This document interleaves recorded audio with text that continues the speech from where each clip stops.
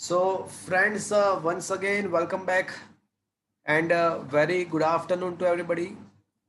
I hope you all are safe, your family member, your relative, your parents, your friends, all are safe, and you are enjoying this new era, you are enjoying this new way of learning.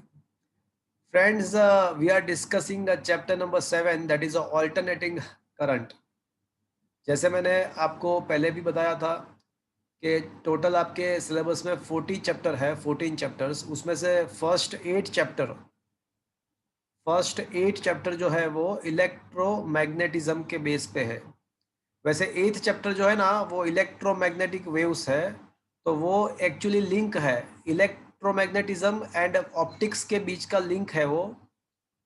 तो electromagnetic wave मतलब electricity के electromagnetism के साथ उसका कुछ link है और वो वेव्स है, तो उसी के द्वारा ऑप्टिक्स भी हम उसके बाद पढ़ेंगे। So the eighth chapter is in the mediate. It is a bridge between the electromagnetism and the optics. फिर उसके बाद ऑप्टिक्स के सारे चैप्टर स्टार्ट होंगे 9, 10, 11 एटसेट्रा। और उसके बाद मॉडर्न फिजिक्स मतलब nucleus, atoms and electronics and communication, इस टाइप के चैप्टर्स आपके 12th के सिलेबस में है।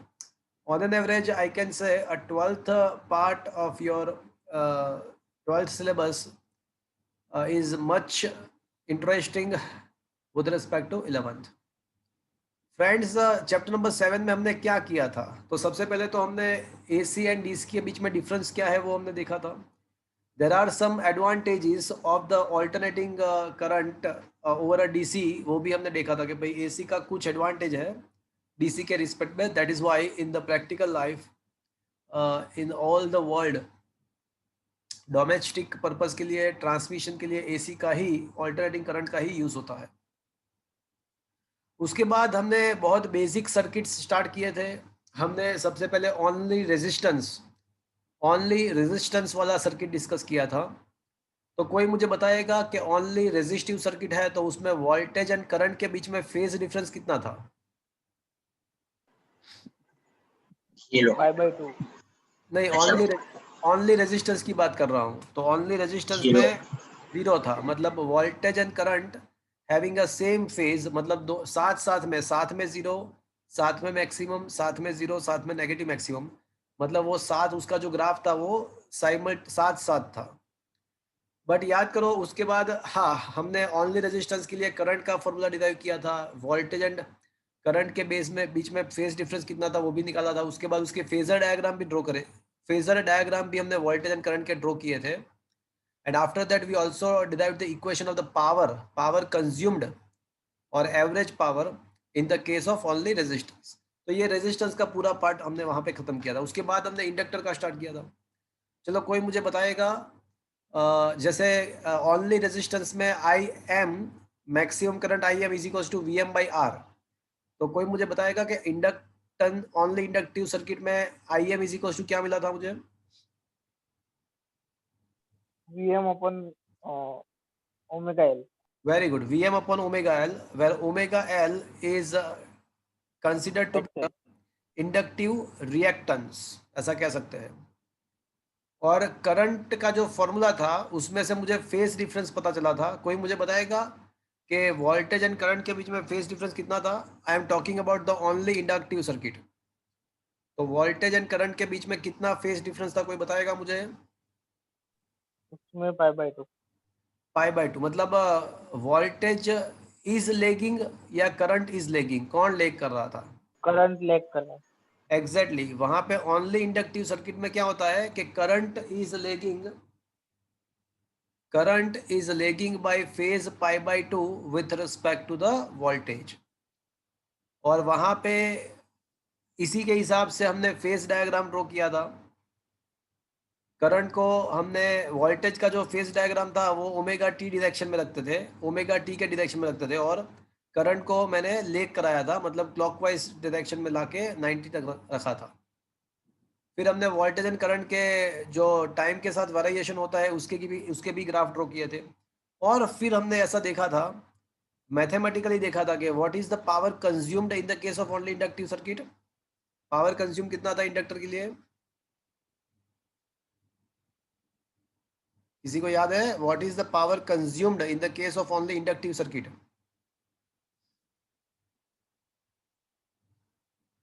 Am I audible to you friends? Yes sir. तो किसी को पता है ओनली इंडक्टिव सर्किट के लिए पावर कंज्यूम कितना था? ओनली IN स्क्वायर है sine omega. Only resistive circuit के लिए पावर कंज्यूम तो जो था ना वो आई स्क्वायर आर, और or I R M S square into R था। ओनली इंडक्टिव सर्किट में पावर कंज्यूम्ड 0 था।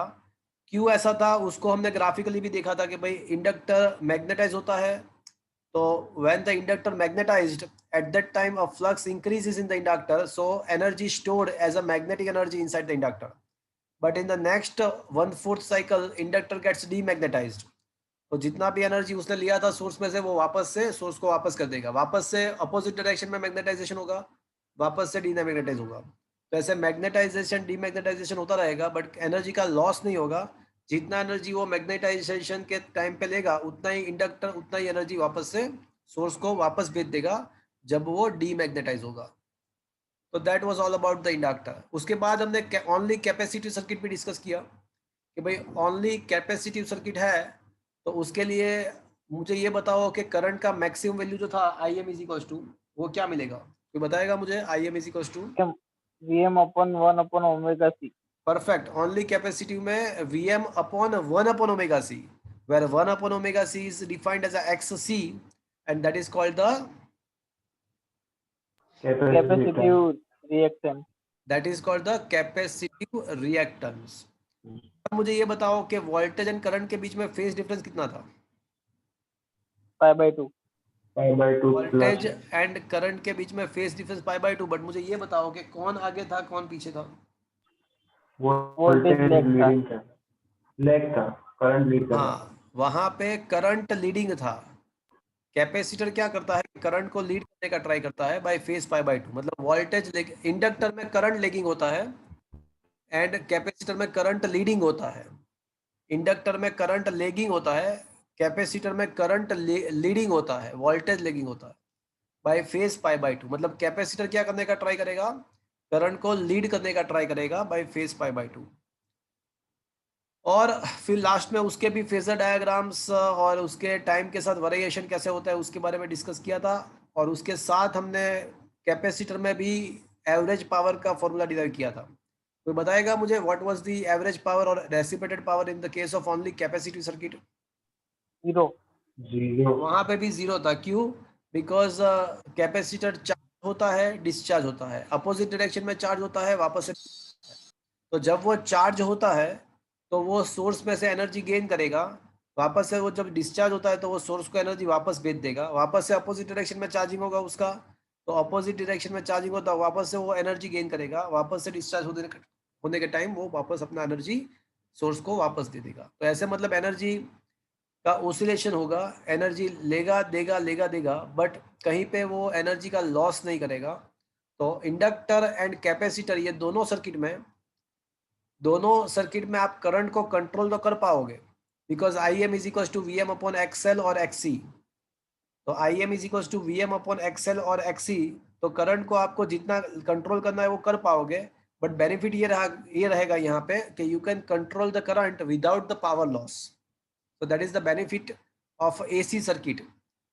एसी सर्किट में हम डीसी, देखो डीसी में अगर करंट को कंट्रोल करना है ना तो आपको रेजिस्टेंस लगाना पड़ेगा, एंड जब आप रेजिस्टेंस लगाओगे तो कुछ ना कुछ तो डेसिपेशन होगा, पावर लॉस होगा। बट एसी का यही तो बेनिफिट है कि उसमें आप इंडक्टर या कैपेसिटर कनेक्ट करते हो तो आप करंट को कंट्रोल तो कर ही सकते हो बट विदाउट पावर लॉस। ये चीज एसी में ही पॉसिबल है। तो यहाँ तक हमने लास्ट तक किया था। M I right friends? मैंने पूरा जो भी अभी 2 लेक्चर मैंने कराया था ये चैप्टर में वो मैंने पूरा आपको रिवाइज कराया। अब आज का जो लेक्चर है उसका मेन एम क्या है वो समझ लो। आज हम है ना, आज हम बाप पढ़ेंगे। बाप क्या पढ़ेंगे भैया? बाप। बाप को पढ़ेंगे। बाप कौन है? तो बाप ये है कि अब क्या करेंगे हम, इंडक्टर, रेजिस्टेंस एंड कैपेसिटर ये तीनों को हम सीरीज में कनेक्ट करेंगे और उसके साथ as a supply generator connect करेंगे, मतलब एसी सर्किट बनाएंगे। और अब वही हमारा टास्क है कि भाई करंट का क्या होगा। अभी तक हमने वही तो किया था, बट अभी तक जो किया था वो only inductor, only resistance, only capacitor के बारे में किया था। अब हम क्या करेंगे, तीनों को हम सीरीज में कनेक्ट करेंगे और हम दो चीज फाइंड करेंगे। एक तो करंट का फॉर्मूला हम फाइंड करेंगे, मतलब करंट का मैक्सिमम वैल्यू कितना है वो फाइंड करेंगे। एंड नंबर 2 हम ये फाइंड करेंगे कि करंट लीडिंग है या लेगिंग है, और मतलब वोल्टेज के साथ उसका फेज डिफरेंस कितना है, वोल्टेज के साथ उसका फेज डिफरेंस कितना है वो हम फाइंड करेंगे। And we will do this thing by 2 way. हम इसको 2 प्रकार से कर सकते हैं। एक फेजर डायग्राम की हेल्प से ये कर सकते हैं, एंड दूसरा एनालिटिक मेथड से भी, मतलब इक्वेशन से भी वो कर सकते हैं। तो फ्रेंड्स आज का हमारा जो टारगेट है वही है कि इंडक्टर, कैपेसिटर एंड रेजिस्टेंस को हम सीरीज में कनेक्ट करेंगे और सर्किट के अंदर कितना करंट पास होगा, करंट का मैक्सिमम वैल्यू कितना होगा, and number 2 voltage and current के बीच में फेज डिफरेंस कितना होगा। हम ये दो चीज हमको ये करना है। That can be solve by the 2 way. Number 1 by the help of the phasor and number 2 by the help of the analytical method. तो पहले हम फेजर के द्वारा ये चीज करेंगे। चलो कोई मुझे बताएगा एक बार, what is the task of today's lecture. बोलो, कोई बताएगा व्हाट इज द टास्क, क्या करना है। To derive the formula of current flowing in a AC circuit conducting resistance, inductor and capacitor. हाँ, हम क्या करेंगे, इंडक्टर, रेजिस्टेंस एंड कैपेसिटर सबको सीरीज में कनेक्ट करेंगे, and then after we will try to find the equation of current. उसका current का maximum value कितना होगा वो फाइंड करने का ट्राई करेंगे, as well as we also wants to try और we also wants to find the phase difference between the voltage and current. सारे बच्चे यहाँ पे कंसंट्रेट करोगे। बोलो, किसी को पूछना है, सर बोलो। सर एसी सर्किट એટલે एसी सर्किट का मतलब ये हुआ कि जिसमें हमने as a source generator connect किया है। एज ए सोर्स अगर सर्किट में जनरेटर है तो that is called the AC circuit. But circuit के अंदर अगर एज ए सोर्स बैटरी है, डीसी सप्लाई है, तो उसको डीसी सर्किट बोलते हैं। Okay okay sir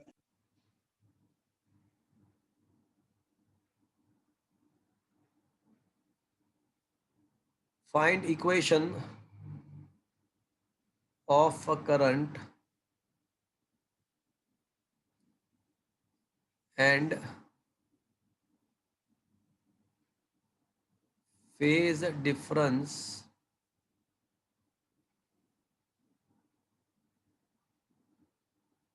between V and I for a AC circuit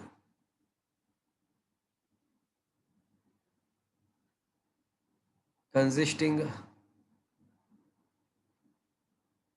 R, L and C in series।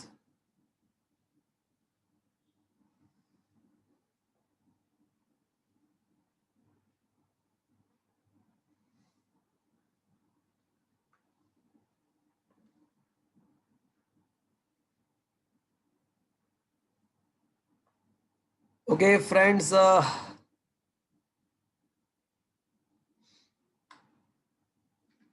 देखो इस टाइप का सर्किट होगा। ये रेजिस्टेंस है, ये इंडक्टर है, ये कैपेसिटर है,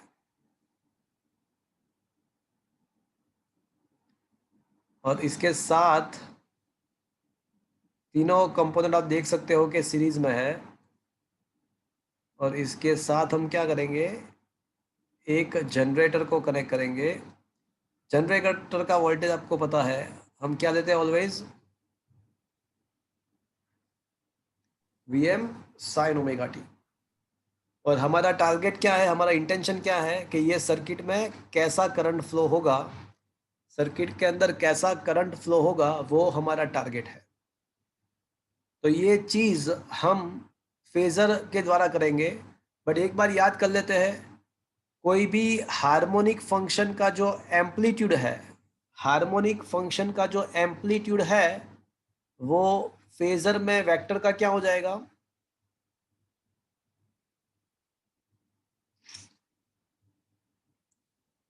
हार्मोनिक फंक्शन का जो एम्पलीट्यूड है वो फेजर डायग्राम में हम जो वेक्टर ड्रॉ करेंगे उसका क्या हो जाएगा? Magnitude. Magnitude. And harmonic function का जो फेज है, फेज एंगल है, वो हमारे फेजर डायग्राम में वेक्टर क्या क्या होगा? एंगल। डायरेक्शन हो जाएगा। तो वाइस वर्सा डायरेक्शन। आपको उल्टा भी सोचना है कि अगर आपको फेजर डायग्राम में कोई रिजल्टेंट वोल्टेज मिलता है, कोई रिजल्टेंट मिलता है करंट, तो फेजर डायग्राम में अगर कोई करंट, सपोज के करंट का फेजर मिलता है, तो वो जो वेक्टर है तो उसका मैग्नीट्यूड क्या होगा हमारे लिए हार्मोनिक फंक्शन का?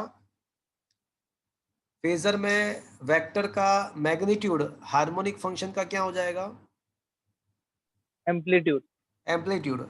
एंड फेजर में कोई भी वेक्टर का जो डायरेक्शन है वो हार्मोनिक फंक्शन का क्या हो जाएगा? फेज। फेज हो जाएगा। तो आपको दोनों साइड सोचना है, दोनों साइड को सोचना है। Is that clear friends? यहाँ तक समझ में आया? Yes sir. ओके। अब मुझे ये बताओ कि अच्छा, अज्यूम करते हैं, तो अब मैं मेथड में मतलब सॉल्व करना स्टार्ट करते हैं।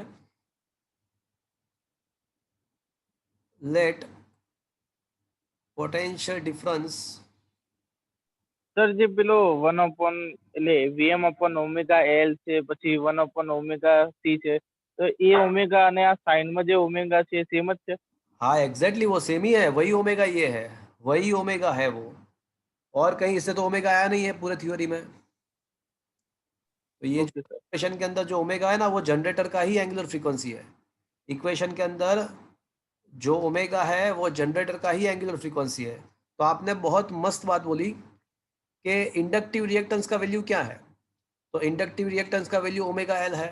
तो इसका मतलब ऐसा हुआ कि inductive reactance is dependent on the two parameter. वो इंडक्टेंस के ऊपर तो डिपेंड है ही, एल के ऊपर तो डिपेंड है ही, बट आपने कौन सा जनरेटर कनेक्ट किया हुआ है, कौन से फ्रीक्वेंसी का जनरेटर कनेक्ट किया है, उसके ऊपर भी डिपेंडेंट है। So that is what is to be, that should be noted. Inductive and capacitive reactance वो खुद के वैल्यू पे तो डिपेंड है ही, कैपेसिटेंस या इंडक्टेंस के ऊपर तो डिपेंड है ही, बट वो जनरेटर कौन से फ्रीक्वेंसी का है उसके ऊपर भी उसका वैल्यू डिपेंडेंट है। Is it clear friends? Okay sir. तो अब है ना 10 मिनट मुझे शांति से सुनो और मैं जो क्वेश्चन पूछता हूं उसके आंसर देने का ट्राई करना। Let the potential across resistance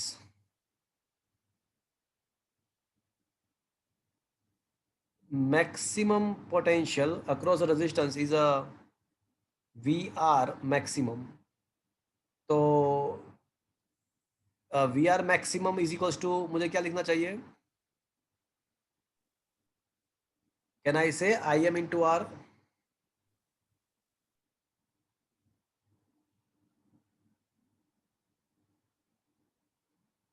Yes or no? Yes sir. Let the maximum potential difference across the inductor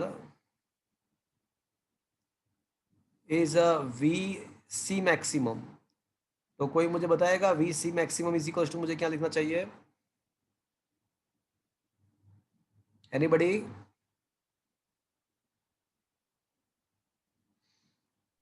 IM omega C. गलत, भूल गए आप। ओमेगा सी नहीं होगा, क्या होगा? Omega L, sorry. क्या बोल रहे हो आप? 1/ओमेगा।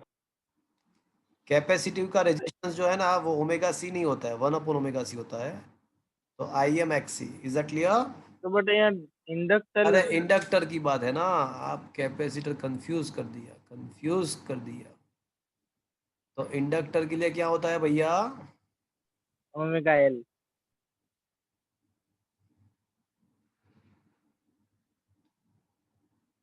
And that is equals to VMXL।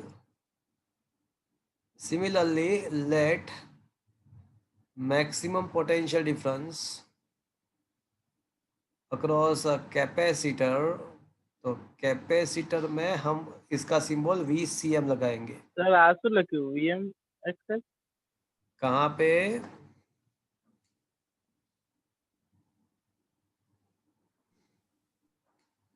बोलो। સર આઈએમ ઓમેગા એલ પછી આઈએમ એક્સએલ નહીં આવે या एग्जैक्टली तो यहाँ पे भैया आएगा IMXL। Similarly VC maximum is equals to क्या आएगा भैया? IM into 1 upon omega and that is equals to IMXC। चलो यहाँ तक समझ में आया? Yes sir now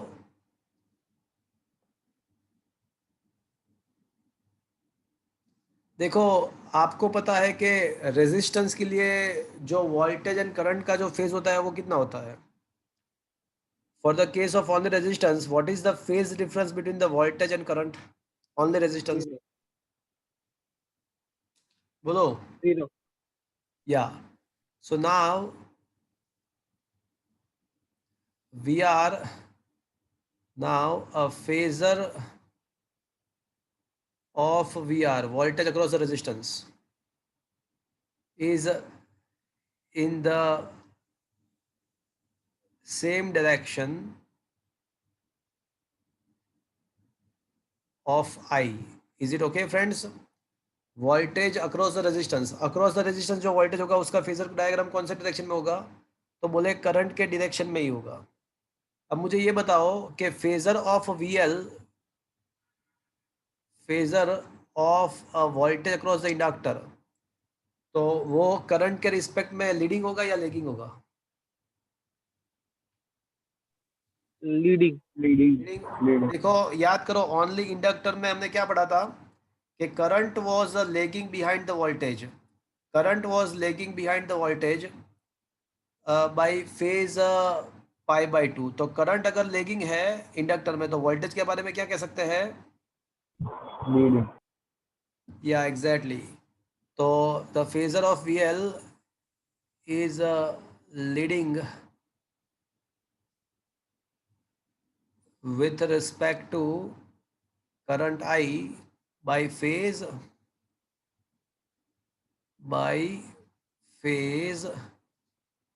π/2 and phasor of VC, voltage across the capacitance, is, बोलो क्या लिखो? Lagging It will be Respect lagging or lagging. leading? देखो याद Lagging करो, है। करंट कैपेसिटर में फ्रेंड्स, कैपेसिटर में क्या था? लीडिंग था तो इन the case of capacitor current was the leading. तो अगर करंट लीडिंग है तो वोल्टेज के बारे में क्या कह सकते हैं फ्रेंड्स? लैगिंग या तो फ्रेंड्स ओनली कैपेसिटर के बारे में अगर सोचते हैं तो ऐसा कह सकते हैं कि वो VC जो है ना वो it will be a lag behind, is a lagging behind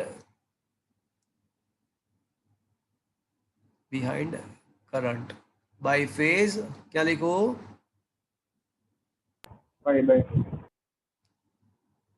π/2। Is that clear? तो ये जो मैंने लिखा उसके हिसाब से अभी मुझे ड्रॉ करना है फेजर डायग्राम। तो ये यहाँ पे मैंने जो भी कुछ लिखा तो उसके हिसाब से मुझे ड्रॉ करना है phasor diagram.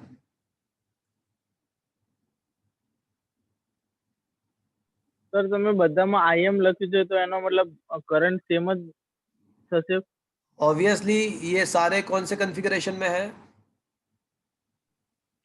Series series configuration में है, करंट सब में से સેમ સર એટલે આ IM જે છે અને જે પેલું ઇન્ડિવિજ્યુઅલ IM હતું એ એની વાત કરું कौन सा IM? સર એટલે આમાં જે ઇફેક્ટિવ કરંટ આવશે એ અને જે ઇન્ડિવિજ્યુઅલ કરંટ આવતો હતો R માટે ઓનલી ઇન્ડક્ટર માટે ઓનલી કેપેસિટર માટે એ અલગ હશે ને? हाँ वो तो देखो वही तो हम करना चाहते हैं कि ओनली इंडक्टर के लिए हमने IM फाइंड किया, ओनली कैपेसिटर के लिए मैक्सिमम करंट फाइंड किया, ओनली इंडक्टर के लिए फाइंड किया। अब हम क्या कर रहे हैं, अब हम ये पूरे का मतलब तीनों का सीरीज कॉम्बिनेशन है और मुझे अब सर्किट में कितना मैक्सिमम करंट फ्लो हो रहा है वो मुझे फाइंड करना है।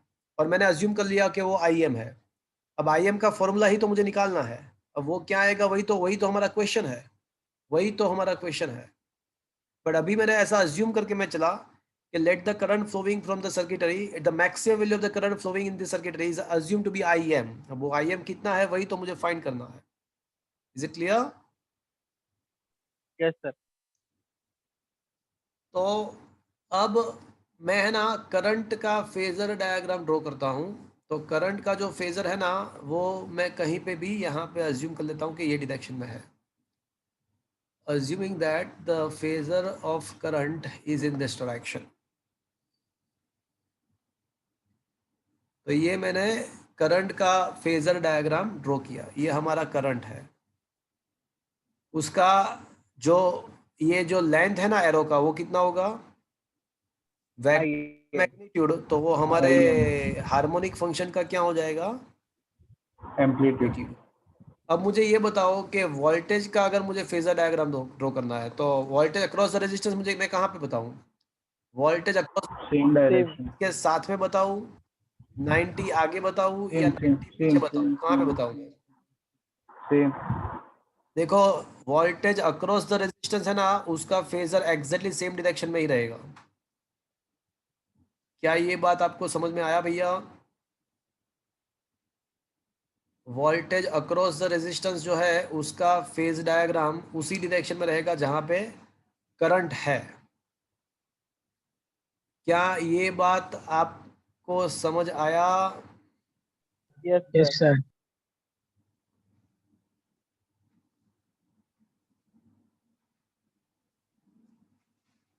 ओके, तो this is the phasor of current I and this is a phasor of voltage across the resistance।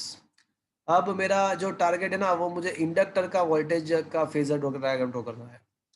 तो for the case of only inductor आपको पता है कि वोल्टेज करंट से आगे है या पीछे पीछे है, इंडक्टर की बात कर रहा हूँ। आगे। मतलब मैं क्या कर रहा हूँ, मैं ना पहले तो उसका फेजर करंट के डायरेक्शन में ही ड्रॉ कर लेता हूँ।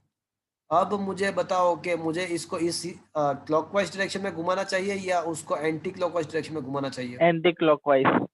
Anti, because voltage is leading with respect to current. और कितना कितना एंगल घुमाऊं, पाई/2। π/2। तो ये हो गया। देखो तो ये किसका डायग्राम है भैया, इंडक्टर के अक्रॉस जो वोल्टेज है उसका फेज डायग्राम मैंने ड्रॉ कर दिया। आप देख सकते हो कि voltage across the inductor is leading by phase π/2 with respect to the current.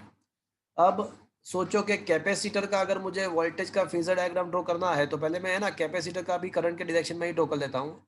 अब कैपेसिटर में across the capacitor current is leading, तो voltage is lagging, it lag behind the current by phase π/2। तो अब वो बिहाइंड है तो उसका phasor मैं क्लॉकवाइज डायरेक्शन में ले जाऊँ या एंटी क्लॉकवाइज डायरेक्शन में? क्लॉकवाइज। क्लॉकवाइज डायरेक्शन में। और कितना कितना घुमाऊं उसको, पाई/2। π/2। तो ये रहा हमारा वोल्टेज अक्रॉस द कैपेसिटर। अभी हम ऐसा मान के चलेंगे, ये थ्योरी में हम ऐसा मान के चलेंगे कि across the voltage across the capacitor potential is larger with respect to the inductor। चलो अब मुझे है ना इफेक्टिव वोल्टेज फाइंड करना है, मतलब पूरे सर्किट का वोल्टेज फाइंड करना है। तो ये तीन वेक्टर है आपके पास, vector VR, vector VL and vector VC। तो मुझे है ना इफेक्टिव वोल्टेज मतलब वेक्टर एडिशन करोगे, ये तीन वेक्टर के अगर वेक्टर एडिशन करोगे तो आपको रिजल्टेंट वोल्टेज मिल जाएगा, सर्किट का रिजल्टेंट वोल्टेज मिल जाएगा। तो मुझे ये तीन वेक्टर का एडिशन करना है, vector VL, vector VR and vector VC। तो चलो vector VL and vector VC का तो एडिशन हो ही जाएगा। तो मुझे ये बताओ कि VL एंड VC का इफेक्टिव वोल्टेज कहाँ पे मिलेगा, VL एंड VC का रिजल्टेंट वेक्टर कहाँ पे मिलेगा? 0। नहीं, वो सेम नहीं है, ये ज्यादा VC ज्यादा है, मैंने ऐसा बताया कि VC का वैल्यू ज्यादा है। I just assumed that potential of VC is larger than the potential of VL.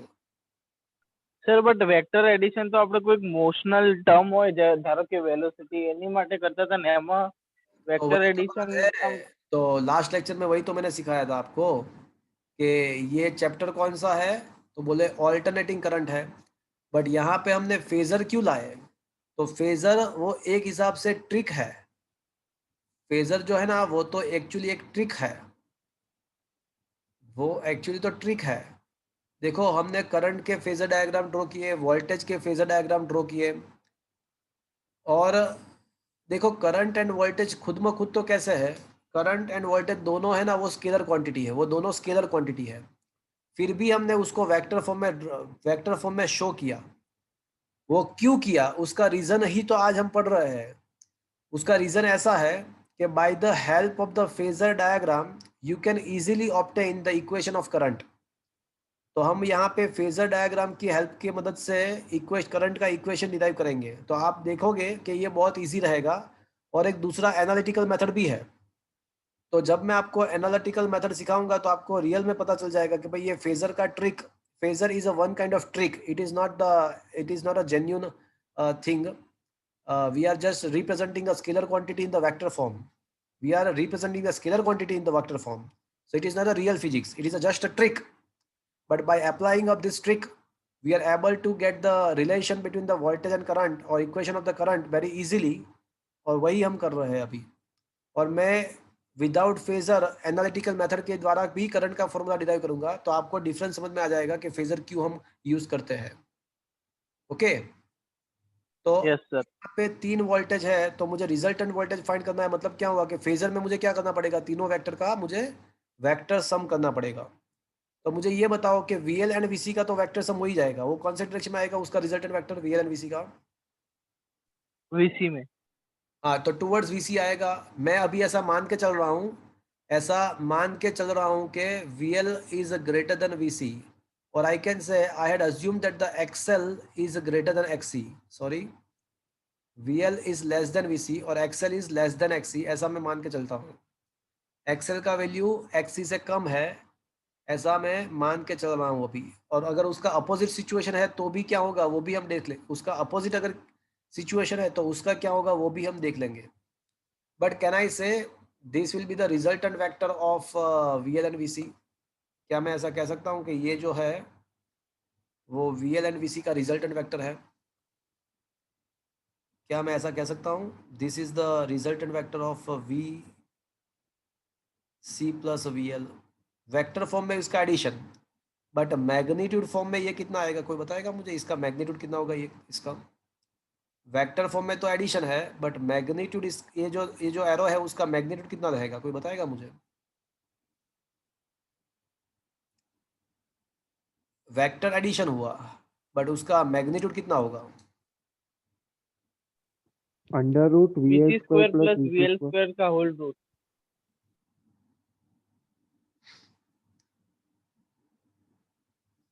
देखो वेक्टर VC जो है ना उसका मैग्नीट्यूड VCM है। वेक्टर VC जो है उसका मैग्नीट्यूड VCM। याद करो फेजर डायग्राम में वेक्टर का जो मैग्नीट्यूड है वो हार्मोनिक फंक्शन का एम्पलीट्यूड है। तो VC का जो मैग्नीट्यूड है वो VCM है एंड VL का जो मैग्नीट्यूड है वो VLM है। तो अभी जो मुझे एरो मिला उसका मैग्नीट्यूड कितना होगा? तो VCM माइनस VLM। चलो क्या अभी ये समझ में आया आपको? તો આમાં સ્ક્વેર કરીને રૂટ નહીં કાઢવાનું VC square plus VL square. अरे क्यों, एक ही डायरेक्शन में है ना भैया, तो रूट कैसे निकलेगा यार? देखो मैं आपको बताऊं, assume that the vector VL is equals to phi I cap and vector VC is equals to minus 3 I cap, दोनों अपोजिट डायरेक्शन में है। तो उसका अगर वेक्टर सम करोगे आप तो आपको क्या मिलेगा? फाई आई कैप प्लस माइनस 3 आई कैप, तो क्या मिलेगा आपको? अंडर रूट में मिलेगा क्या? અચ્છા સર પેલું +2 વીસી વીએલ કોસ થીટા આવી જશે ને?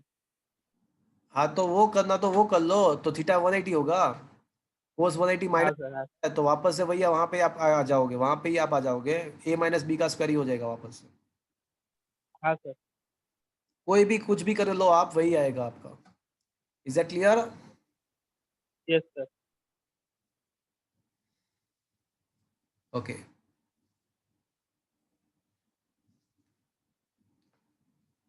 चलो अब मुझे ये VL प्लस VC तो मिल गया, मुझे ये VL प्लस VC तो मिल गया, बट मुझे रिजल्टेंट वोल्टेज फाइंड करना है। तो ये दो वेक्टर का तो सम हो गया, बट मुझे VL plus VC plus VR करना है। अब इसका तो रिजल्टेंट VL प्लस VC निकल गया, बट अब मुझे है ना ये तीनों का रिजल्टेंट फाइंड करना है। तो इन दोनों का तो रिजल्टेंट ये आ गया। अब हमारे पास VR भी है, ये हमारा VR है, this is our voltage VR। तो अब हमारे पास दो वोल्टेज ऐसा मैं कह सकता हूँ, एक VR है और एक VC प्लस VL है। तो अब मुझे रिजल्टेंट वेक्टर निकालना है, तो मैं क्या करूँगा, कोई बताएगा मुझे?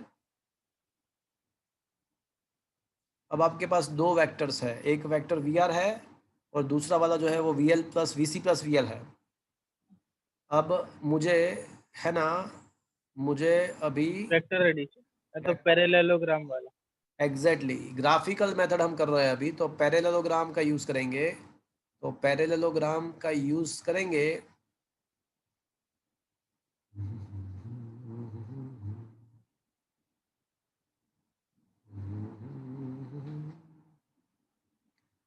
तो ये जो मुझे मिलेगा दिस वन, तो ये जो मुझे मिलेगा वो मुझे क्या मिलेगा भैया? रिजल्टेंट। रिजल्टेंट वोल्टेज मिलेगा, this will be the resultant voltage. क्या ये बात आपको समझ में आया भैया? Yes sir. Is that clear friends? Yes sir.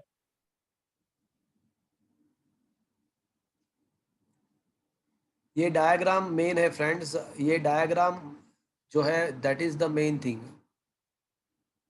चलो अब ये मुझे रिजल्टेंट वेक्टर V मिला, मतलब जनरेटर का वोल्टेज, मतलब जनरेटर का वोल्टेज, और उसका जो एंगल होगा वो तो कितना होगा, वो तो आपको पता ही है कि ये VM साइन ओमेगा टी है। तो वोल्टेज का तो एंगल, फेज एंगल कितना होता है वो आपको पता ही है, कितना होगा ओमेगा टी। ये तो ओमेगा टी है। आप देख सकते हो कि अभी जो हमारा करंट है ना वो वोल्टेज से कुछ आगे है, वोल्टेज से एंटी क्लॉक है। ये देखो ये करंट है हमारा, this one is a current. तो अज्यूम करते हैं कि करंट का जो फेज है ना वो वोल्टेज से थोड़ा ज़्यादा है, फाई जितना ज़्यादा है, फाई जितना ज़्यादा है, ऐसा अज्यूम करके चलते हैं। तो ये वोल्टेज है हमारा, ये करंट है। वोल्टेज का फेज तो ऑलवेज ओमेगा टी ही होता है। अब करंट का मुझे फाइंड करना है, तो अज्यूम किया कि वो वोल्टेज से फाई जितना ज़्यादा है। तो अब मैं एक चीज़ तो कंफर्म्ड है कि करंट का अगर मुझे फॉर्मूला लिखना है, करंट का फॉर्मूला अगर मुझे लिखना है तो मैं क्या लिखूंगा? ये फेजर डायग्राम के ऊपर से मुझे बताओ कि करंट का अगर फॉर्मूला मुझे लिखना है तो मैं क्या लिखूंगा? I M sine in omega T plus five. Omega T plus five. चलो क्या ये आपको समझ में आया? अब मुझे दो चीज़ फाइंड करनी है, एक आई एम फाइंड करना है और फाइव फाइंड करना है। अगर ये दो चीज़ मैं अगर फाइंड कर दूँ तो इसका मतलब कि मैंने करंट का इक्वेशन मैंने फाइंड कर दिया है, ऐसा करता हूँ। Is that clear friends? Yes sir. और कोई मुझे ये बताएगा कि ये जो ये वैल्यू है वो कितना है? चलो ये जो इतना जो है वो कितना है, कोई बताएगा मुझे? अभी जो मैंने ब्लैक, ये हाँ ये इसकी बात कर रहा हूँ मैं, ये जो डिस्टेंस है वो कितना होगा? आई आई ना आई तो नहीं, आई तो यहाँ पे खत्म हो रहा है, आई नहीं है। ये ये कितना होगा? वी आर देखो VR तो वेक्टर है, वेक्टर है, उसका मैग्नीट्यूड मैं बोलना चाहता हूँ, तो उसका मैग्नीट्यूड हम हमको क्या सर कंसीडर करना ये चाहिए? नहीं, sir V R into J J direction में છે कैप एम। अरे भैया मैग्नीट्यूड की बात कर रहा हूँ। तो फेजर वेक्टर का अच्छा मैग्नीट्यूड ये मतलब हार्मोनिक फंक्शन का एम्पलीट्यूड, VR मैक्सिमम। चलो क्या ये पता चला आपको? Yes is it okay? ना खाओ पड़ी। अरे ये वेक्टर जो है ना वो वी आर है, राइट? तो उसका मैग्नीट्यूड कितना होता है? वी आर वेक्टर का मैग्नीट्यूड कितना होता है? वी आर वेक्टर जो है, ये रहा वी आर वेक्टर हमारा, देखा, ये रहा वी आर वेक्टर। अब मैं बोल्ड करता हूँ, ये हमारा वी आर वेक्टर है, देखा ये वी आर वेक्टर, देखा आपने, ये रहा, देखो। Yes sir. तो उसका मैग्नीट्यूड कितना होता है? चलो करंट का मैग्नीट्यूड आप कितना लेंगे? करंट का मैग्नीट्यूड, आई एम तो वी आर का मैग्नीट्यूड कितना होगा? V R M. हाँ तो वही तो लिखा है मैंने, तो उसमें क्या गलत कर दिया? अच्छा ओके। चलेगा? हाँ सर। ओके। तो अब मेरा जो मेन टारगेट है ना, वो ये है, मुझे दो चीज़ फाइंड करना है। एक तो मुझे आई एम फाइंड करना है और दूसरा मुझे फाई फाइंड करना है। अगर ये दो चीज़ अगर मैं फाइंड कर लूँ तो मैं ऐसा कह सकता हूँ कि मैंने करंट का फॉर्मूला निकाल दिया।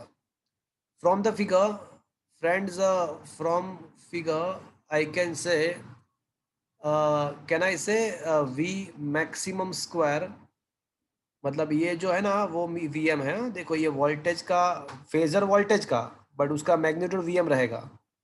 तो मुझे ये बताओ कि can I say V M square is equals to Pythagoras, यहाँ पे 90 डिग्री होगा भैया, ये दोनों के बीच में 90 डिग्री है भैया, ये दोनों के बीच में, तो यहाँ पे 90 डिग्री है, मतलब क्या हुआ कि यहाँ पे भी 90 डिग्री होगा। तो अब मुझे बताओ ये कि इसका स्क्वायर प्लस इसका स्क्वायर इज इक्वल्स टू इसका स्क्वायर होगा, तो V M square is equals to मुझे क्या लिखना चाहिए? V R M square plus V V R C M M square plus V L M का square. V C M minus V L M का square. क्या ये चीज़ आपको समझ में आया? From the yes sir. It is very clear that the resultant voltage का मैग्नीट्यूड जो है उसका square is equals to V R M square plus दूसरा वाला जो है उसका मैग्नीट्यूड जो है वो V C M minus V L M है, उसका स्क्वायर। अब फ्रेंड्स आपको ये पता होगा कि वी आर एम तो क्या है? आई एम आर है। वी सी एम क्या है? I M X C. V L M क्या है? आई एम एक्स का स्क्वायर। तो I can take I M common, तो I M square is taken common, तो बाकी बचेगा R square plus X C minus XL का होल स्क्वायर। क्या ये बात आपको समझ में आया भैया? मैंने आई एम स्क्वायर को कॉमन ले लिया, तो बाकी बचेगा R square plus X C minus XL square. तो अब आई एम को सब जगह इक्वेशन बनाओ, आई एम स्क्वायर को, तो आपको क्या मिलेगा? V M square upon R square plus X C minus XL the whole square.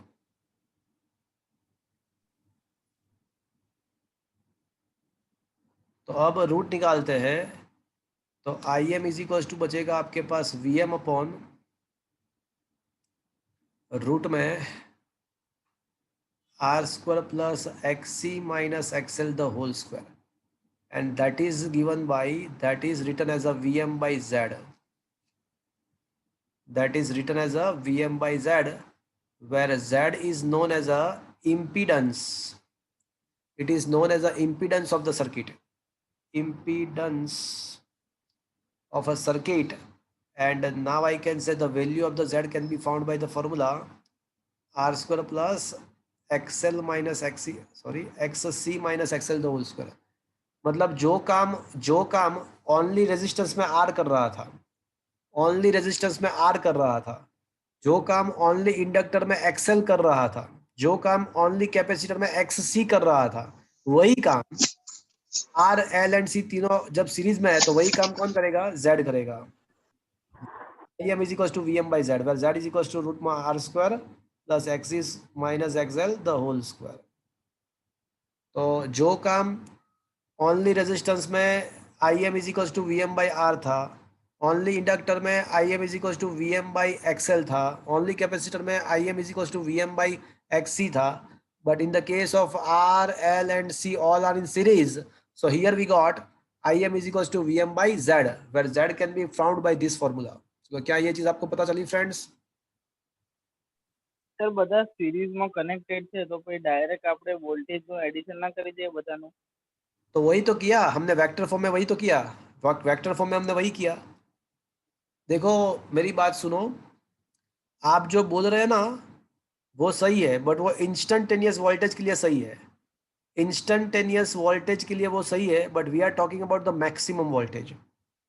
तो अगर आपको देखो ये फॉर्मूला आप ध्यान से देखो, तो ये फॉर्मूला है मैक्सिमम वोल्टेज का, एंड आप देख सकते हो कि it is not equals to V M is equals to V R plus V L plus V C. ऐसा नहीं होता है, डीसी में ऐसा होता है, डीसी में ऐसा होता है, एसी में भी हो सकता है, बट एसी में instantaneous voltage of circuit at any instance is equals to addition of all that instantaneous voltage of resistance, capacitor and inductor. तो वो जो आप बोल रहे हो ना वो इंस्टंटेनियस वोल्टेज के लिए वैलिड है, बट ये जो फॉर्मूला मिला वो किसके लिए मुझे मिला, ये maximum voltage across the inductor, across the capacitor, across the resistance and maximum voltage of the circuit, इसके लिए ये फॉर्मूला मिला। Is that clear to you? Yes sir.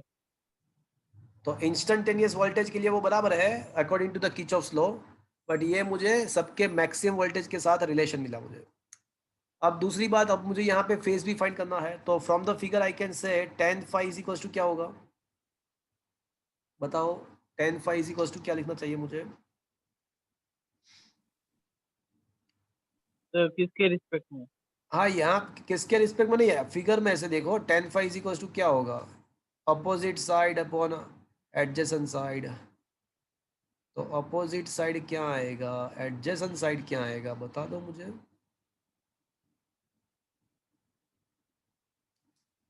पैरेललोग्रामी है ना, बोल भी दो। अभी ये ट्रायंगल दिख रहा है क्या आपको, ये ट्रायंगल वाला, ये वाला? तो बट एम एडजस्टेंस तो लिए। अरे कितनी बार दिखाया आपको?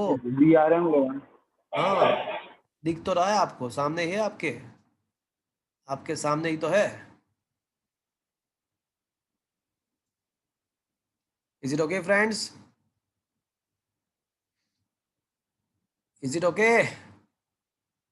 Yes sir. तो अभी मैं कह सकता हूं कि tan phi is equals to, can I say xc minus xl upon r, because VCM is equals to IMXC, VLM is equals to IMXL and VRM is equals to IM into R। तो IM सब जगह से cancel. तो अब जाके पता चला कि अगर आपको यहाँ पे वोल्टेज एंड करंट के बीच में जो फेज डिफरेंस है वो अगर फाइंड करना है, वोल्टेज एंड करंट के बीच में जो फेज डिफरेंस है अगर वो आपको फाइंड करना है तो आप ये फॉर्मूला अप्लाई कर सकते हो। तो अब मुझे दोनों चीज़ मिल गई, मुझे वोल्टेज करंट का मैक्सिमम वैल्यू भी मुझे पता चल गया, एंड वोल्टेज एंड करंट के बीच में जो फेज डिफरेंस है वो भी मुझे पता चल गया। तो ये दोनों वैल्यूज अगर मैं ये बेसिक इक्वेशन में अप्लाई कर दूं तो मुझे करंट का फॉर्मूला मिल जाएगा। ये दोनों वैल्यू मैं अगर इक्वेशन में अप्लाई कर दूं तो मुझे करंट का फॉर्मूला मिल जाएगा।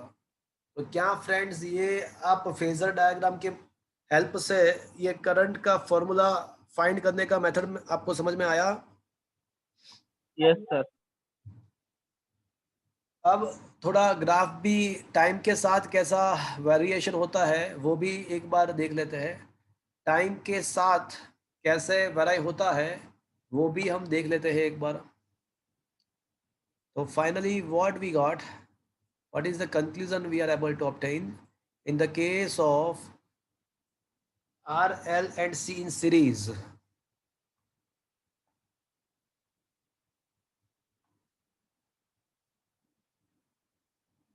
So for R, L, C in series,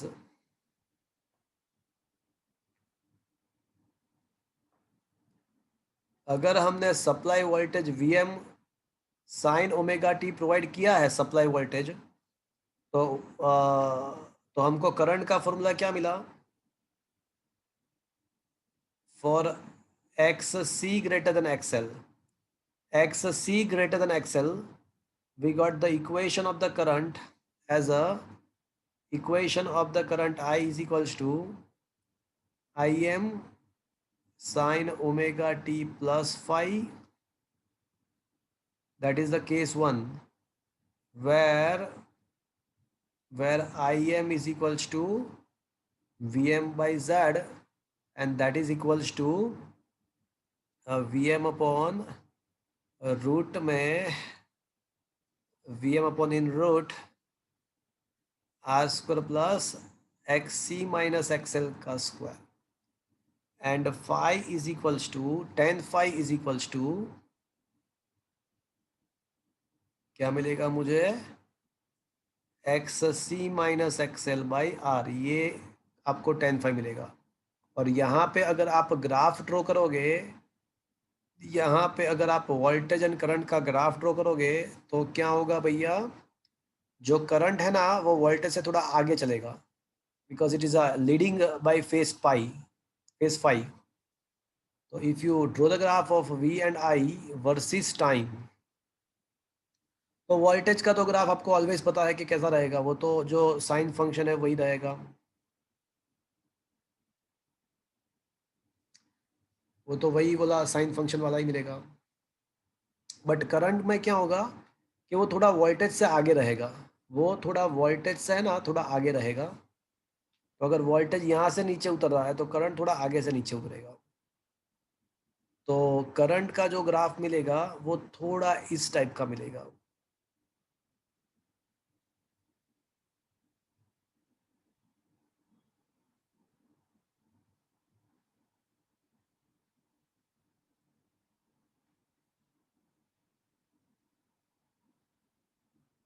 sir પહેલા જે રેઝિસ્ટર વાળું જે હતું એમાં આપણે IM જે લીધું હતું IMR, તેમાં IM એટલે VM upon R થાય, તો VM ની વેલ્યુ sin omega t वो એમાં VM नहीं था, वो VM नहीं था, वो VRM था। That was the voltage across the resistance. It was not the VM. It was not the VM. It is a VRM था वो। ઓકે, नहीं એટલે એ વોલ્ટેજ અને આમાં કન્ફ્યુઝ तो वो तो रेजिस्टेंस के अक्रॉस का वोल्टेज था, वो रेजिस्टेंस के अक्रॉस का वोल्टेज था। और ये जो मिला VM वो आपका सप्लाई का VM मिला। और यहाँ पे फेज डिफरेंस कितना रहेगा, 5। You can see the current is leading by phase phi।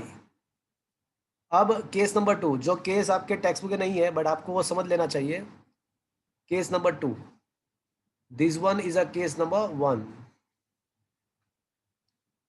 अब सोचो कि अगर ऐसा है, अगर मान लो कि XC is a less than XL है, तो फ्रेंड्स हमने जो फिगर ड्रॉ किया था ना, जो पूरा वो याद है आपको, नीचे की साइड मिला था आपको VCM माइनस VLM था। तो क्या था कि वोल्टेज का जो फेज था ना वो करंट से नीचे की तरफ आ गया था। बट अगर अगर XC से XL ज्यादा है, मतलब XL is greater than XC, तो अब क्या होगा सोचो, वही फिगर को माइंड में रखो, याद करो आप। तो वोल्टेज लीड करेगा 5 एंगल से। हाँ, तो वोल्टेज क्या करेगा, लीड कर देगा।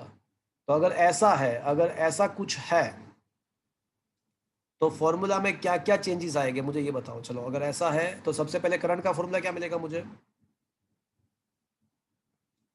तो करंट का फॉर्मूला क्या मिलेगा, XL माइनस XC। नहीं करंट का फॉर्मूला क्या मिलेगा, VM।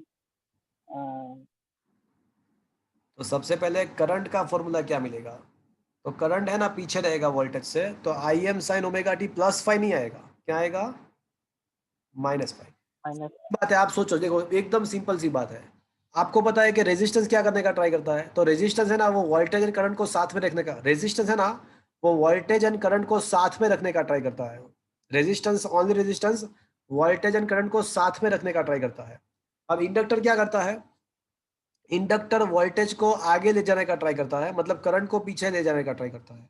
कैपेसिटर क्या करता है, कैपेसिटर करंट को वोल्टेज से आगे ले जाने का ट्राई करता है।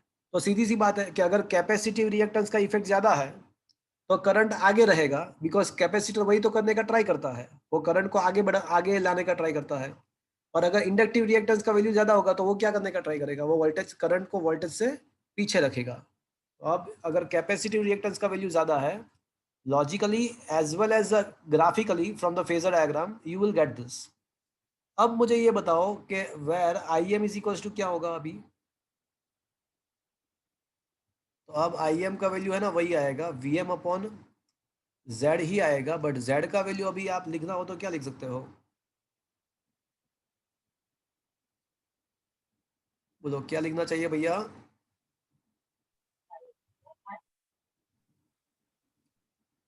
Are square plus XL minus XC the whole square the हाँ, होल रूट।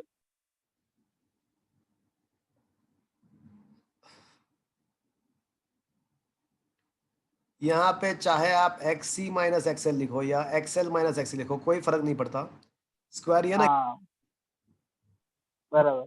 यहाँ पे अब ये जो फॉर्मूला होगा यहाँ पे tan फाइव, तो tan फाइव में क्या लिखना चाहिए अभी मुझे,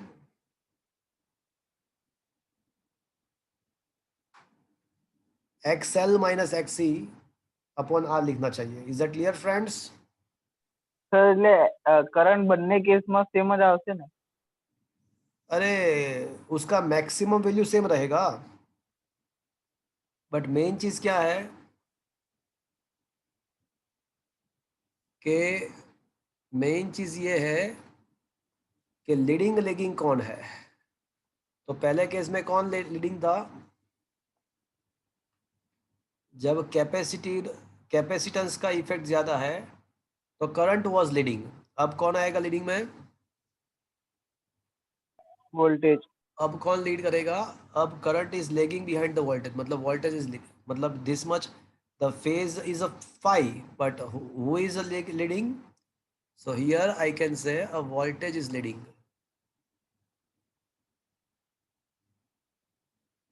sir XL equals to XC થઈ જાય એવો કેસ આવે તો એનો हाँ, મતલબ તો उसको ખાલી रेजोनेंस રેઝિસ્ટર। बोलते हैं, उसको रेजोनेंस बोलते हैं, वो उसका पूरा टॉपिक अलग से है, उसको रेजोनेंस बोलते हैं, उसका पूरा टॉपिक अलग से है, वो भी करेंगे, डेफिनेटली करेंगे।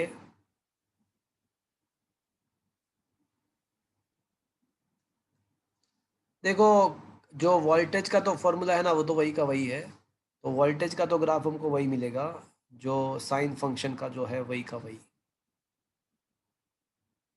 बट जो करंट है ना वो थोड़ा लेगिंग है, तो वोल्टेज से वो पीछे पीछे चलेगा। मतलब करंट थोड़ा, जैसे वोल्टेज जीरो से स्टार्ट हुआ तो करंट उसके थोड़े पीछे से स्टार्ट होगा, तो उसके बाद स्टार्ट होगा, मतलब करंट थोड़ा पीछे ही रहेगा through out the cycle. So this will be the graph of current. आप देख सकते हो कि वोल्टेज से वो पीछे की साइड है, मतलब पीछे पीछे आ रहा है। So this is the graph of a voltage and this is the graph of a current. यहाँ पे आप देख सकते हो कि वोल्टेज लीड कर रहा है, करंट लेग कर रहा है। तो फ्रेंड्स ये हमको पता चला कि भाई इंडक्टर, कैपेसिटर एंड रेजिस्टेंस अगर तीनों सीरीज में है तो करंट के फॉर्मूला में थोड़ा चेंज आएगा, इम्पीडेंस तो सेम ही रहेगा, जेड तो सेम ही रहेगा, बट अगर इंडक्टिव रिएक्टेंस ज़्यादा है तो करंट लेग करेगा, अगर कैपेसिटिव रिएक्टेंस ज़्यादा है तो करंट लीड करेगा। Is that clear friends? Yes sir. ये जो डिफरेंस है वो कितना रहेगा भैया, वो 5 का वैल्यू आप निकाल सकते हो बाय दिस फॉर्मूला। तो ये जो हमने किया वो फेजर डायग्राम से हिसाब से किया था। अब यही चीज हम एनालिटिकल मेथड से कर सकते हैं। तो फ्रेंड्स मैं जो बोल रहा हूँ उसको ध्यान से सुनना, डोंट गो एनीवेयर।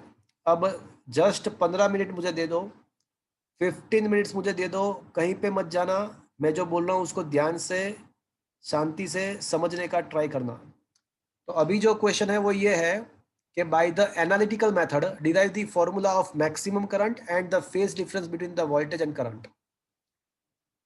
तो अब एनालिटिकल मेथड के द्वारा मुझे करंट का वही चीज़ वापस से करना है, करंट का मुझे फॉर्मूला निकालना है एंड वोल्टेज एंड करंट के बीच में मुझे फेज डिफरेंस भी निकालना है। और आपको पता चलेगा कि एनालिटिकल मेथड जो है ना उससे ज़्यादा अच्छा फेजर है, एनालिटिकल मेथड से ज़्यादा अच्छा फेजर है। Okay,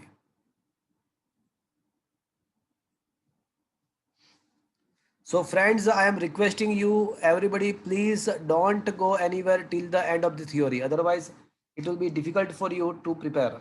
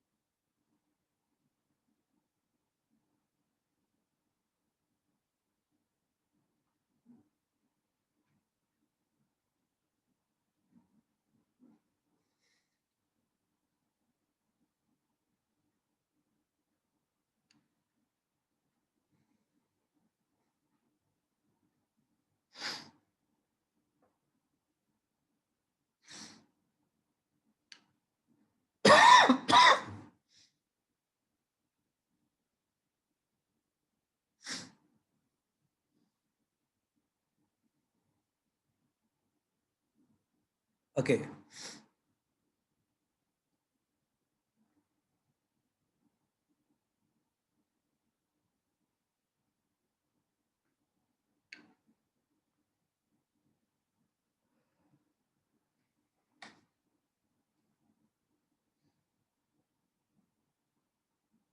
suppose VL, VC and VR are instantaneous potential difference across L, C and R respectively.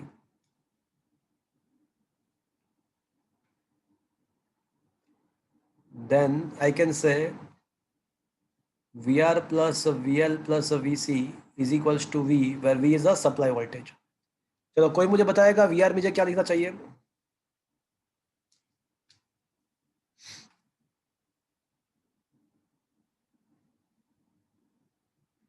VL क्या लिखना चाहिए मुझे? एंड VC क्या लिखना चाहिए?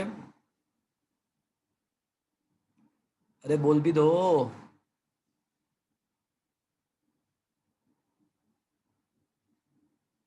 चलो यहाँ तक समझ में आया भैया? Yes sir. So it's like a, अब देखो friends, I is equals to क्या होता है?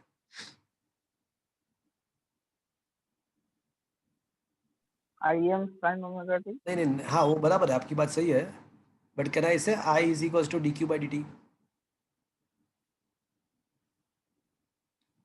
यस और नो? Yes sir. अच्छा પછી Q ને બી Okay, so I can say R di by dt, sorry R क्या लिखना चाहिए मुझे? dq by dt। या dq by dt plus L, can I say d square q by dt square plus 1 upon cq is equals to Vm sin omega t. Is it okay friends? Yes sir. तो इसको मैं equation number 1 बोल देता हूँ, इसको मैं equation number 1 बोल देता हूँ। Let this be the equation number 1। अब डिफरेंशियल इक्वेशन लिखने का एक मेथड है जिसमें जो हायर टर्म्स होता है ना डिफरेंशिएशन का, वो सबसे पहले लिखना होता है। तो हायर टर्म वाला डिफरेंशिएशन सबसे पहले लिखना होता है। तो D square T by D T square plus R D Q by D T plus 1 upon C Q is equals to Vm sine omega T. अब यहाँ पे डिफरेंशियल इक्वेशन लिखने का मेथड ये होता है कि हायर डिफरेंशिएशन सबसे ज़्यादा पहले लिखना होता है, उसके बाद ग्रेजुअली रिड्यूसिंग ऑर्डर में, और जो फर्स्ट टर्म होता है ना, फर्स्ट टर्म उसका कोफिशिएंट दिखना नहीं चाहिए, वो नहीं दिखना चाहिए। तो मतलब ये यहाँ पे एल दिखना नहीं चाहिए, तो मैं क्या करूँगा, सारे इक्वेशन को एल से डिवाइड। एल से डिवाइड कर देंगे। तो अब आप ये इक्वेशन को ध्यान से देखो, तो ये आपको किसकी याद दिलाता है? It is like a forced oscillation, if you remember। ये जो इक्वेशन है ना, वो फोर्स्ड ओसिलेशंस का डिफरेंशियल इक्वेशन है।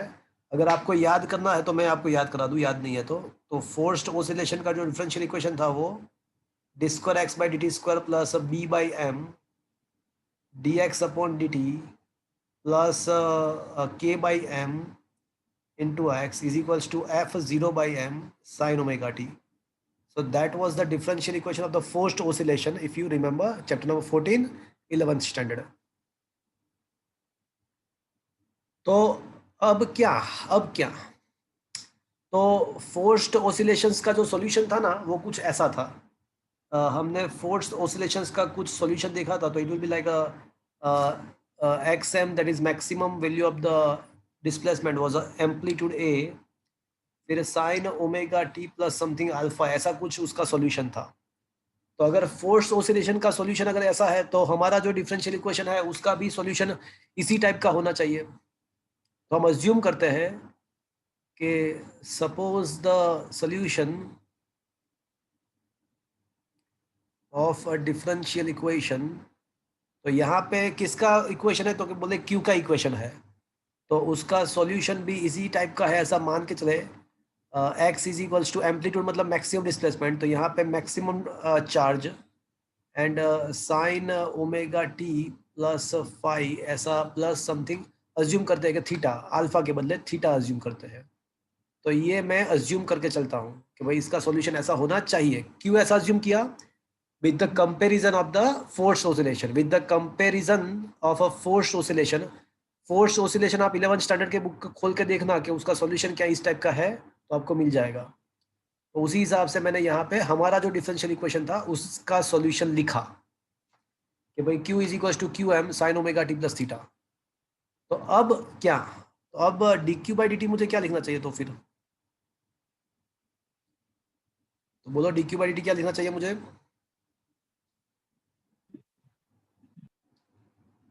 Should I write Q M? देखो साइन का डिफरेंशिएशन कोसाइन होता है एंड टी का जो कोएफिशिएंट होता है वो मल्टीप्लिकेशन में आता है। तो sine omega T plus theta का डिफरेंशिएशन हो जाएगा omega cos omega T plus theta. Is that clear to you friends? And friends, ये डी स्क्वायर क्यू बाई, वापस से एक बार डिफरेंशिएशन करते हैं, तो D square Q by D T square क्या हो जाएगा? माइनस क्यू एम ओमेगा इसका वापस से स्क्वायर डिफरेंशिएशन करो, तो कोस का डिफरेंशिएशन माइनस साइन होता है, तो minus Q M minus omega sine, मतलब ओमेगा का स्क्वायर हो जाएगा sine omega T plus theta. चलो यहां तक समझ में आया भैया? Yes sir. Friends, I am requesting you once again, don't go anywhere. अब जो स्टेप बाय स्टेप जो मैं लिख रहा हूँ उसको ध्यान से देखना। आपके बोर्ड के एग्जाम में ये चैप्टर में से 4 मार्क्स का क्वेश्चन आ सकता है। सो प्रोबेबली आज मैं जो 2 क्वेश्चन, एक तो मैंने कराया फेजर डायग्राम के द्वारा, हमने करंट का वैल्यू डिराइव किया था, और अब ये दूसरा क्वेश्चन मैं करा रहा हूँ, तो ये दोनों में से 4 मार्क में आ सकता है, प्रोबेबिलिटी है क्वेश्चन का। तो ये इक्वेशन 2, 3 एंड 4 का जो वैल्यू है ना, उसको इक्वेशन नंबर 1 में प्लेस करते हैं, putting the value of 2, 3 and 4 in the equation number 1। चलो इक्वेशन नंबर 1 में उसका वैल्यू सब्स्टिट्यूट हम करते हैं। तो अब r, चलो r into D Q by D T, equation 1 देख रहे हो आप? तो r yes sir. D Q by D T, D Q by D T के बदले क्या लिखूँ मैं? चलो मैं जो हायर टर्म है ना वो पहले लिखता हूँ, हायर टर्म वाला, चलो ना कोई फर्क नहीं पड़ता। r D Q by D T, sir syllabus में है। देखो मेरी बात सुनो, अभी जो आया है ना वो मुझे नहीं लगता कि सही है, वो बोर्ड के साइड पे आएगा तब पता चलेगा। नंबर 1। नंबर 2, ये सिलेबस में है। इस चैप्टर में से एक ही थियरी को एलिमिनेट किया है, वो है पावर का। अभी वो पावर का थियरी चलाना बाकी है। वो थियरी को देख के आपको पता चल जाएगा कि भाई ये एलिमिनेट करे ना करे कोई फर्क ही नहीं पड़ता है। तो मोस्ट ऑफ दी टॉपिक जो एलिमिनेट किए हैं, जो जो दिखा व्हाट्सएप में जो आया है, तो वो ऐसा है कि कुछ फर्क ही नहीं पड़ता, इस टाइप का है। ये तो है। चलो R D Q by D T के बदले क्या लिखो? QM omega cos omega t plus theta. Cos omega T plus theta. चलो फिर L D square Q by D T square, L D square Q by D T square क्या लिखो? Minus Q M omega square sine omega T plus theta. अब क्या बचा? Plus 1/c into Q, Q के बदले क्या लिखो? Q M sine omega T plus theta and is equals to क्या लिखो? Is equals to V M sine omega T. चलो यहां तक समझ में आया भैया? यस और नो? Yes sir. अब ये Q M sine omega T plus theta में दोनों टर्म में से मैं कॉमन ले रहा हूँ। यहाँ पे देखो, सारे टर्म्स में से मैं क्यू एम को कॉमन ले सकता हूँ वैसे। तो एक काम करते हैं, पहले टर्म को एज इट इज रखते हैं कि Q M R omega cos omega T plus theta as it is plus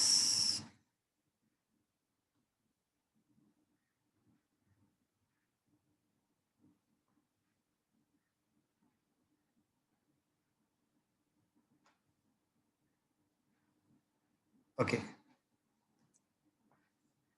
plus, अब है ना, मैं ऐसा करता हूं वापस से, तो ये हो जाएगा R into Q M into omega cos omega T plus theta. अब प्लस, अब मैं ना Q M sine omega T को कॉमन लेता हूँ, ओमेगा टी प्लस थीटा को कॉमन लेता हूँ, तो क्या बचेगा? मुझे कोई सोच के बताओगे क्या बचेगा?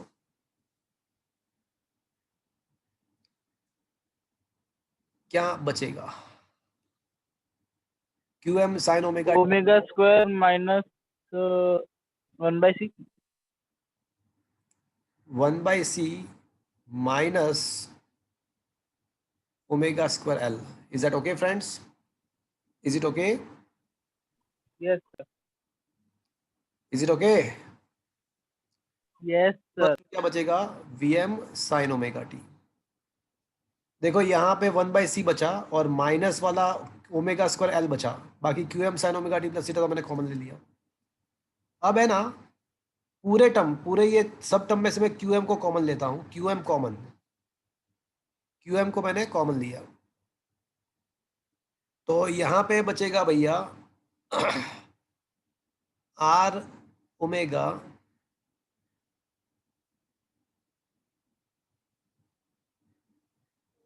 कोस omega T plus theta plus, अच्छा क्यू एम तो कॉमन ले लिया है, तो plus sine omega T plus theta. अब मैं ना ओमेगा से मल्टीप्लाई करता हूँ, ओमेगा से डिवाइड करता हूँ, मैं ओमेगा से मल्टीप्लाई करता हूँ, ओमेगा से डिवाइड करता हूँ। ऐसा कर सकता हूँ क्या मैं? Is it yes sir. Friends? क्या मैं ऐसा कर सकता हूँ? Yes sir. Is equals to V M sine theta sine omega T. अब देखो यहाँ पे ओमेगा को कॉमन ले लेते हैं, तो इस टर्म में से ओमेगा बाहर निकल के आएगा और इसमें तो है ही, तो अब वो पूरा ओमेगा जो है ना, वो पूरा मैं बाहर निकालता हूँ, इसमें से भी ओमेगा बाहर और यहाँ पे भी जो ओमेगा कॉमन निकल के आएगा उसको भी बाहर निकाल दिया, तो यहाँ पे बचेगा R cos omega T plus theta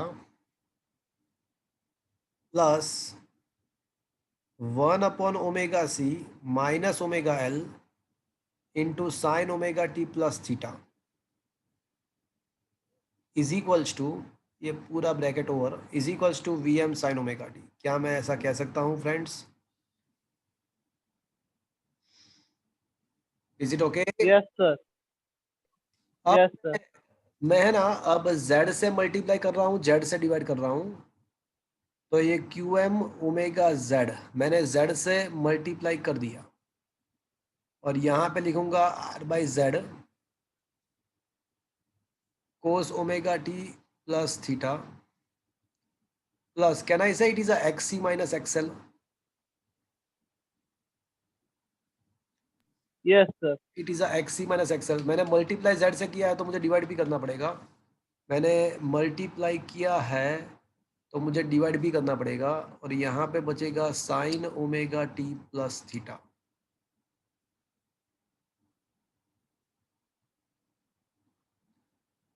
देखो z से मल्टीप्लाई किया, यहाँ पे भी डिवाइड किया, दूसरे टर्म में भी डिवाइड किया और इज इक्वल्स टू तो बचेगा Vm साइन ओमेगा t।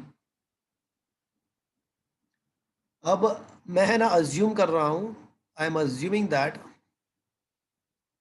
ये जो R/z है ना, उसको मैं ऐसा अज्यूम करता हूँ कि वो साइन फाई है, वो कोस फाई है, ऐसा अज्यूम करता हूँ कि ये R/z है ना, वो कोस फाई है। एंड ये जो XC माइनस XL/R जो है ना, वो मैं अज्यूम करता हूँ कि साइन फाई है। तो अब जो हमारा फॉर्मूला है वो क्या हो जाएगा, सोचो तो। अभी जो हमारा फॉर्मूला है वो क्या हो जाएगा? QM ओमेगा Z, तो ये हो जाएगा cos omega t plus theta into cos phi plus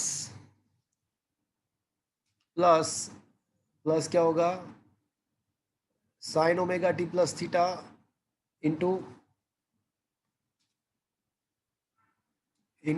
sine phi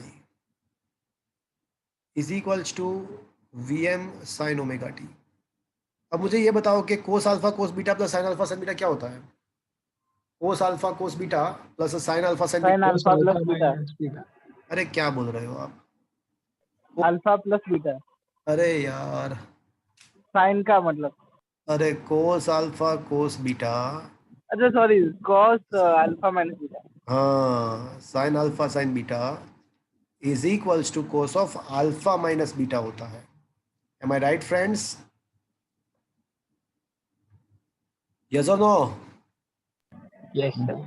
तो QM ओमेगा Z और ये हो जाएगा cos of alpha minus beta. तो this one becomes a cos of alpha omega t plus theta minus phi, cos alpha cos beta sign alpha sine beta, cos of alpha minus beta and is equals to तो Vm sine omega t हाई। Okay तो ये हो जाएगा QM omega Z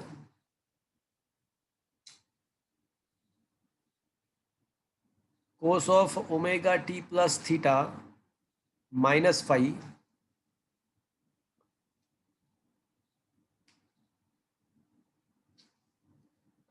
minus phi is equals to, can I say Vm into cos, okay,